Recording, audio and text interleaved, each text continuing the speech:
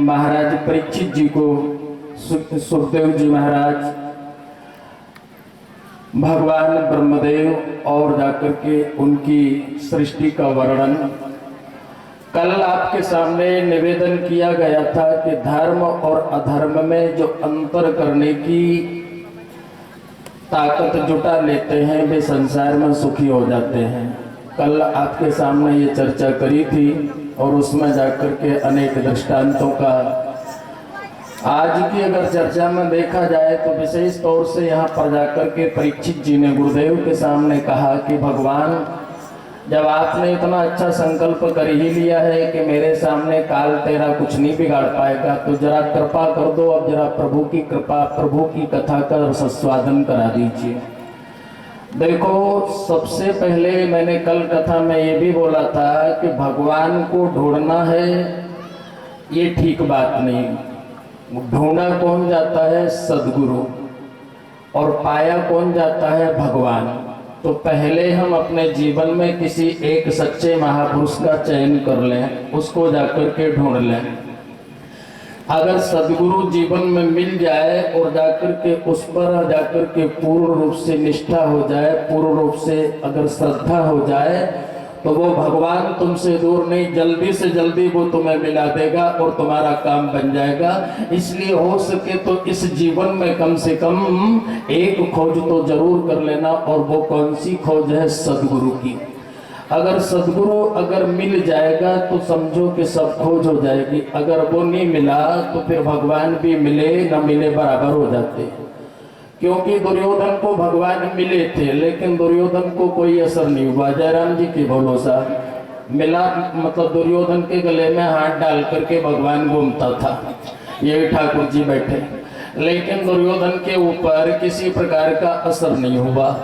और यही भगवान जब जाकर के अर्जुन को मिल गए तो अर्जुन को बहुत बड़ा लाभ हो गया। क्यों मिल गए? क्यों लाभ हो गया? कि द्रोणाचार्य जैसा सदगुरु उनके पास में थे और उनका बड़ा आदर करते थे, उन पर बड़ी श्रद्धा रखते थे, इसलिए उनका काम बन गया। तो भैया, हम भी अपने जीवन में किसी न किसी महापुरुष के चरणों का आश्रय लेकर के बैठ जाए। बाबा जी ने रामायण में कहा है कि सतगुरु वेद वचन विश्वासा। जैसे डॉक्टर पर हम भरोसा करते हैं और जाकर के दवा लेते हैं, खाते हैं तो आराम हो जाता है, लेकिन खाते हैं तो उसके पहले डॉक्टर दवाई देता है तो एक चीज और बोल देता, भैया परहेज करना। ठीक है, हमारा गांव में भी डॉक्टर तो है ही है, तो डॉक्टर साथ कहते हैं कि भैया परहेज करना दवाई के साथ में। अगर आप दवाई खाओ, परहेज नहीं करो तो ठीक नहीं हो पाओगा। दवाई कितनी भी अच्छी हो, अगर परहेज ठीक नहीं किया तो फिर जाकर के दवा का लाभ नहीं होता है। ऐसे ही जीवन में सदगुरु मिल जाए तो सदगुरु मिलने के बाद में वो भी कुछ परहेज बताता है। सदगुरु वेद वचन विश्वासा और संयम यहाँ विषय के आशा। अगर सदगुरु क्या परहेज बता रहा है? वो कह रहा है कि अविश्वास मत करना भैया, विश्वास कर लेना, तेरा बेड़ा पार हो जाएगा, भगवान की प्राप्ति हो जाएगी। कितनी बढ़िया बात बता रहे हैं कि भैया विश्वास कर लेना। आज अपन भक्ति करते हैं, भजन करते हैं, मंदिर जाते हैं, लेकिन फिर भी विचारा था कहीं मालूम भगवान है भी कि नहीं है साहब। अब अभी तक इतना भी निर्णय नहीं कर पाया। अरे भाई, सबसे बड़ी बात है कि हम विश्वास कर ले अच्छी तरीके से। सदगुरु वेद वचन विश्वासा और संयम यहाँ विषय के आशा। जिनके जीवन में विश्वास प्रकट हो गया, उनके जीवन में संसार के विषय सब समाप्त हो गए और परमात्मा में प्रीति उनकी हो गई। ये जाकर के उनको लाभ होता है साहब। इसलिए विश्वास तो सब जीवन में होना जरूरी है। जैसे यहाँ पर सुखदेव जी महाराज ने बोल दिया है कि राजन चिंता मत करो, काल नहीं काल का बाप चला है, तब भी तेरा कुछ भी बिगाड़ने वाला नहीं। अब कितनी बढ़िया बात कह दी है कि साहब, नहीं तो आदमी अस्पताल जाता, आश्रम नहीं जाता साहब। समझ में आ गई? जिसको खबर मिल जाए कि सांप काटेगा वो आदमी आश्रम जाएगा साहब, कभी भी नहीं जा सकता है, वो अस्पताल जाएगा आदमी। लेकिन ये आदमी कितना जोरदार है कि अस्पताल नहीं गया, आश्रम की तरफ चला आया। आश्रम की तरफ वही आ सकता है जिसमें साहस है, जिसमें हिम्मत है, जिसमें श्रद्धा है, जिसमें विश्वास है, वही आदमी आश्रम की तरफ जाएगा। बाकी अस्पताल की तरफ जाने की सारी योजना रहती है साहब। ये महाराज परीक्षित को साहब धन्यवाद है, उनके कारण ही कि साहब अपने को कथा सुनने को मिल रही। आगे यहाँ पर कथा में चर्चा आई है कि परीक्षित ने तो चरण में जाकर के स्थान बना लिया, बैठ गए। गुरुजी ने अच्छी तरीके से कृपा कर दी। अब कृपा करने के बाद में कथा आती है कि यहाँ पर जाकर के प्रश्न कर लिया कि भगवान सृष्टि की कथा मुझे बताइए। देखो भागवत में 7 प्रश्न है और 7 प्रश्न में पहला प्रश्न है कि भगवान की सृष्टि के विषय में चर्चा करिए गुरुजी। देखो भागवत की कथा क्या करती है, भागवत की कथा छोटे से विशाल बनाने की कला है साहब। जयराम जी की बोलो जोर से। जो छोटी मति की हमारी वृत्ति है तो छोटे से विशाल बनाने की कला भागवत कथा है साहब। हम संकीर्ण विचार से बड़े विशाल विचार वाले बन जाए, ऐसी भागवत की कला है साहब। हमारी जो सोच हल्की है वो हल्की सोच हट करके विशाल सोच बन जाए, हमारी दृष्टि हल्की है तो विशाल दृष्टि बन जाए। हमारा परमात्मा एक अलमारी में बैठा है, ये सारे संसार में जाकर के दिखने लगे, ये दृष्टि देती है परमात्मा की कथा साहब। इसलिए सबसे पहले भागवत में साहब सृष्टि की कथा साहब बताई गई। आज हम तुम आस्तिक हैं, पूजा करते हैं, लेकिन ठाकुर जी केवल अलमारी में दिखे, बाकी जगह दिखे ही नहीं साहब। अब ठाकुर जी अलमारी में अकेला दिखेगा, बाकी जगह नहीं दिखेगा, तो तुम दोषों से मुक्त कभी नहीं हो पाओगे। अगर ये ठाकुर जी अलमारी से निकल करके बाहर जरा गली गली में दौड़ लगा देना, तो हम कह रहे हैं जीवन में कभी भी तुम दोष कर ही नहीं पाओगे और जीवन में परमात्मा के परम भक्त बन जाओगे। तो हमारी दृष्टि हल्की हो गई है, इसलिए परमात्मा सब जगह नहीं दिखता है साहब। अगर हमारी दृष्टि पवित्र हो जाए, विशाल हो जाए, तो परमात्मा का दर्शन। संतों ने कहा है कि सब घट मेरा साइया, सोना घट ना कोई, बलिहारी व घट की, जा घट पर घट होय। कितनी बढ़िया व्यवस्था है कि परमात्मा सब जगह है साहब। लेकिन हमारी संकीर्ण विचारधारा इतनी हो गई कि हम परमात्मा को एक ही जगह देखते हैं और एक जगह हमारे ठाकुर जी बस एक अलमारी में है, एक सिंहासन में है, इससे ज्यादा कुछ नहीं है। तो भागवत की कथा हमें विशाल बुद्धि वाली बनाती है, भागवत की कथा विशाल दृष्टि वाली बनाती है, भागवत की कथा विशाल सोच वाली बनाती है कि जरा हमारी सोच जो छोटी है वो बड़ी बन जाए, हम आप जीवन में जल्दी सुखी हो जाएंगे। और अगर हमारी दृष्टि हमारी जाकर के विचारधारा अगर विशाल नहीं बनती है तो ठाकुर जी के पास में भले 24 घंटे बैठे रहो तब भी समाधान होने वाला नहीं है।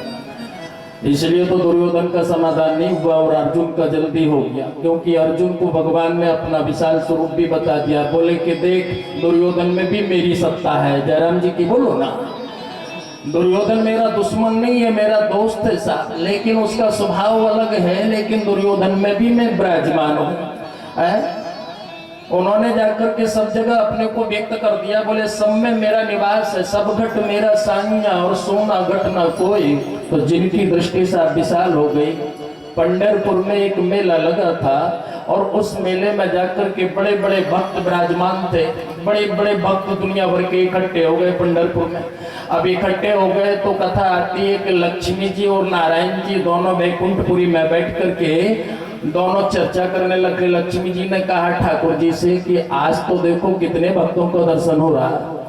तो नारायण जी ने बोला कि कहाँ भक्तों का दर्शन हो रहा। बोले देखो ना पंढरपुर में कितने सारे भक्त इकट्ठे हो गए, एक से एक महान पुरुष भक्तों की साथ जाकर के टोलियां हैं, इसलिए आज भक्तों का दर्शन हो रहा। नारायण जी ने कहा हाँ हाँ ठीक है, तुमको भक्त दिख रहे तो तुम आराम से देख।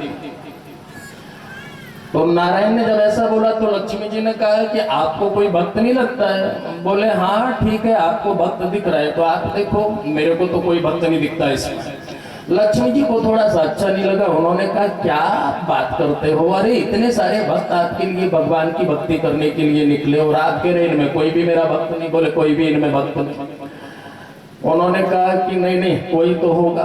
तो यहाँ पर नारायण जी ने कहा कि मेरा एक भक्त है, बाकी यहाँ पर कुछ दूसरा कोई भक्त नहीं है साहब। तो उन्होंने कहा बाकी तुम्हारे साथ भक्त नहीं है। बोले नहीं है। बोले नहीं मैं तुम्हारी बात नहीं मानती।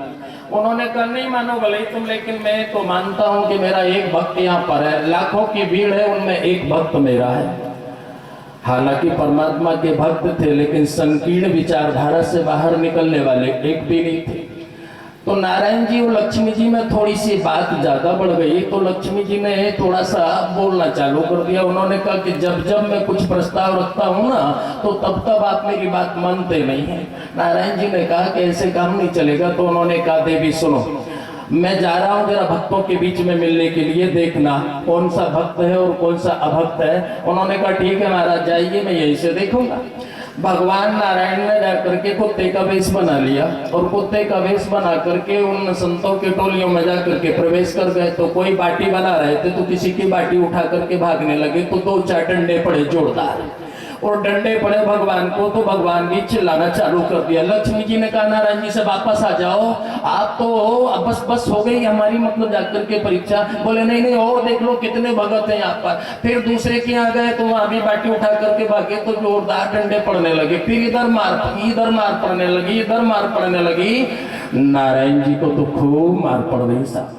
लक्ष्मी जी ने कहा स्वामी जी अब वापस आ जाओ, आप बस मैं समझ गई हूँ अब तो जाकर के।